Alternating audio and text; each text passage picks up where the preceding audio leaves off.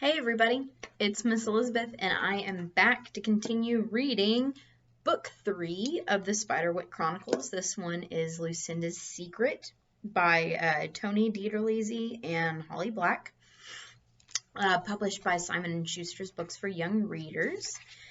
So we just got started with this book last video, and we read the first chapter and part of the second chapter. So where we left off, the Grace children are getting ready to go visit their Aunt Lucinda in the asylum to ask her about the fairies and the field guide and such, to see if she knows anything about it or what she knows about it. So that is where we are, and let us jump back in. I might back up like by a paragraph so we remember where we were. All right.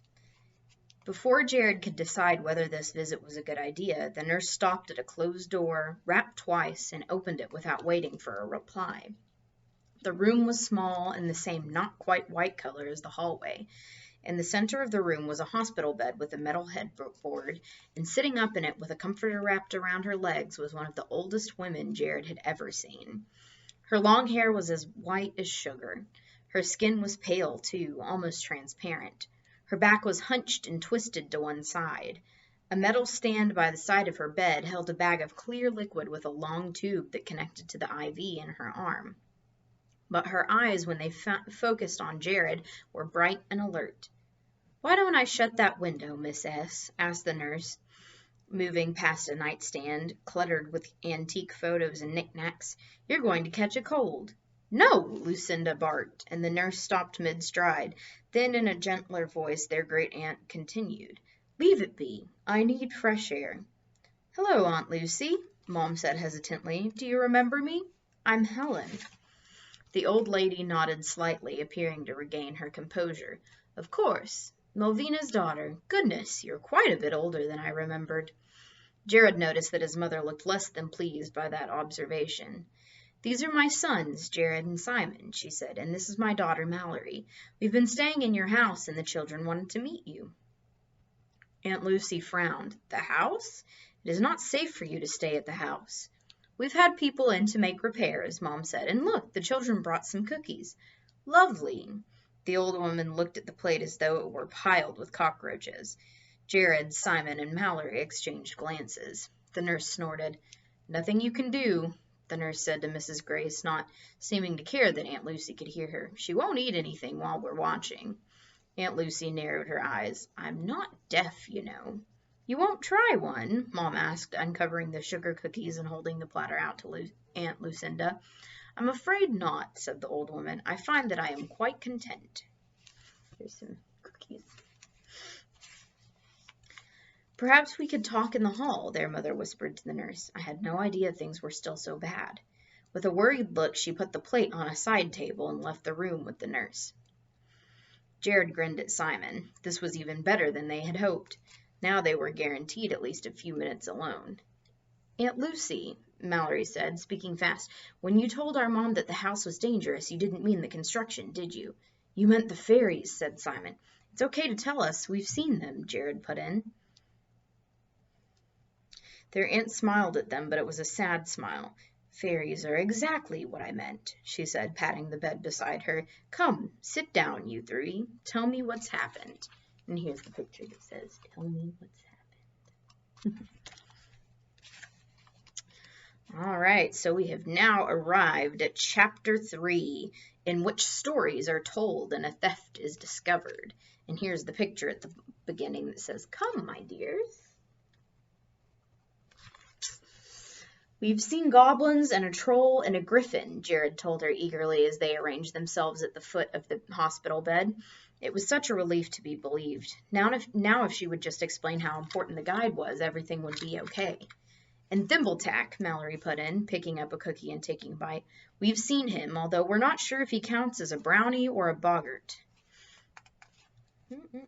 Stuck on a page. There we go. "Right," said Jared, "but we need to ask you something important." "Thimbletack?" Aunt Lucinda asked, patting Mallory's hand. "I haven't seen him in ages. How is he?" The same, I expect. They're all always the same, aren't they? I don't know, Mallory said. Aunt Lucy reached into the drawer on her side table and brought out a worn green cloth bag embroidered with stars. Thimbletack loved these. Jared took the bag and peered into it. Silvery jacks next to several stone and clay marbles glinted inside the pouch. They're his? Oh, no, she said. They're mine, or they were, when I was young enough to play with such things. I'd just like him to have them. The poor thing all alone in that old house. He must be so glad you've come. Jared didn't think Thimbletack was all that glad, but he didn't say so. Was Arthur your dad? Simon asked. Yes, he was, she said with a sigh. Have you seen his paintings in the house? They nodded. He was a wonderful artist. He used to illustrate advertisements for soda pop and women's stockings. He made paper dolls for Melvina and me. We had a whole folder of them with different dresses for each season. I wonder whatever happened to those things. Jared shrugged. Maybe they're in the attic. It doesn't matter. He's been gone for a long time now. I'm not sure I'd want to see them anyway. Why not? Simon asked. Brings back memories. He left us, you know. She looked down at her thin hands. They were trembling. He went out for a walk one day and never came back. Mother said she had known he was going to leave for a long time. Jared was surprised. He'd never given much thought to what Uncle Arthur was like. He thought of the stern, bespectacled face in the library painting. He'd wanted to like his great-great-uncle, who could draw and see fairies, but if what Lucinda said was true, then he didn't like Arthur at all. Our dad left too, said Jared. I just wish I knew why. Aunt Lucy turned her head away, but Jared thought he saw the glint of tears in her eyes. She pressed her hands together to make them stop shaking.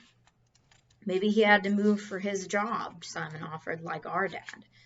Oh, come on, Simon, Jared said. You can't really believe that load of crap. Shut up, morons, Mallory glared at them. Aunt Lucy, how come you're in this hospital? I mean, you're not crazy. Here's the picture. They're all talking to Aunt Lucy. Jared winced, sure that Aunt Lucy would be mad, but she only laughed. His anger faded. After Father left, Mother and I moved one town over to live with his brother. I grew up alongside my cousin Melvina. That's your grandmother. I told her about Thimbletack and about the little sprites, but I don't think she ever really believed me. Mother died when I was only 16. A year later, I moved back into the estate. I tried to use what little money there was to fix the place up. Thimbletack was still there, of course, but there were other things too. Sometimes I saw shapes skulking around in the dark. Then one day they stopped hiding. They thought I had Father's book. They would pinch me and poke me and insist that I give it to them. But I didn't have it. Father had taken it with him. He never would have left it behind. Jared started to speak, but his aunt was lost in her memories and didn't seem to notice. One night the fairies brought me a piece of fruit, just a little thing, the size of a grape and red as a rose. They promised not to hurt me anymore. Stupid girl that I was, I took the fruit and sealed my fate. Was it poison? Jared asked, thinking of Snow White and apples. Of a fashion, she said with a strange smile. It tasted better than any food I'd ever imagined. It tasted the way I thought flowers might. It tasted like a song you can't quite put a name to. After that, human food, normal food, was like sawdust and ashes. I couldn't make myself eat it. I would have starved. But you didn't starve, Mallory said, thanks to the sprites who I played with when I was a child. They fed me and kept me safe. Aunt Lucy smiled beatifically and stretched out one hand. Let me introduce you. Come, my dears, come and see my niece and nephews. There was a buzzing outside her open window, and what had seemed like floating dust in the sunlight suddenly became creatures the size of walnuts, whirring in on iridescent wings. They alighted on the old woman, tangling in her white hair and crawling up the headboard. Aren't they darling? Their aunt asked. My sweet little friends. Jared knew what they were, sprites like the ones in the woods, but that didn't make it any less eerie to watch them swarm over his aunt. Simon, however, seemed transfixed. Mallory spoke, breaking the hush that had settled over them. I still don't understand who put you here. Here's a picture of the sprites. It says creatures the size of walnuts. Must be what's on the front. "Oh, yes, the hospital," said Aunt Lucy. "Your grandmother, Melvina, became convinced I wasn't well. First she saw the bruises and then the lack of appetite. Then something happened. I don't want to frighten you. No, that's not quite true. I do want you to be frightened. I want you to understand how important it is for you to get out of that house. See these marks?" The old woman held out one thin arm. Scars ran deep in her flesh. Simon gasped. "Late one night the monsters came. Little green things with horrible teeth held me down while a giant one questioned me. I struggled and their claws scraped my arms and legs. I told them there was no book, that my father had taken it, but nothing I said made any difference. Before that night my back was straight. Ever since I have walked hunched over. The marks were the final straw for Melvina. She believed I was cutting myself. She couldn't understand, so she sent me here." One of the fairies, clad only in a spiky green seed pod, flew close and dropped a piece of fruit on the blanket near Simon. Jared blinked. He had been so wrapped up in the story he'd nearly forgotten about them. The fruit smelled of fresh grass and honey and was enclosed in a papery skin, but underneath Jared could see the red flesh. Aunt Lucinda stared at it and her lips began to tremble. "For you," said the little fairies in a unified whisper. Simon picked up the fruit and held it between his fingers. "You're not going to eat it, are you?" Jared asked. Just looking made his mouth water. "Of course not," said Simon, but his eyes gleamed greedily. "Don't," said Mallory. Simon brought the fairy fruit closer to his mouth, still turning it. "One bite, just one little taste wouldn't hurt," he said softly. Aunt Lucinda's hand shot out and plucked the fruit from Simon's fingers. She popped it into her mouth and closed her eyes. "Hey," said Simon indignantly, jumping up. Then he looked around, disoriented.